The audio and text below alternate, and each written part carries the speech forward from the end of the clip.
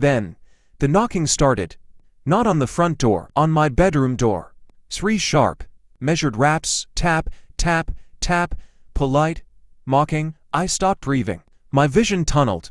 The air grew thick and cold, smelling faintly of damp, earth and something metallic, like old blood. "Hello," I rasped, the word barely a whisper. Stupid, pointless. Silence answered. Then, the faintest sound of movement in the living room. The soft creak of a floorboard near the sofa. The subtle shush of fabric dragging.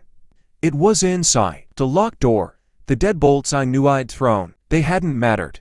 I don't remember how long I crouched behind the dresser. Phone clutched like a talisman, too terrified to move or make a sound. The presence lingered, a cold weight pressing against the thin barrier of the door. I heard no more breathing, no more scraping, just the oppressive silence, now filled with the terrifying certainty that I wasn't alone. Eventually, gray dawnlight seeped around the edges of the blinds. The cold receded, replaced by the weak warmth of morning. The feeling of being watched faded. When I actually gathered the courage to push the dresser aside and open the door, the apartment was empty, perfectly normal. Sunlight streamed onto the worn carpet.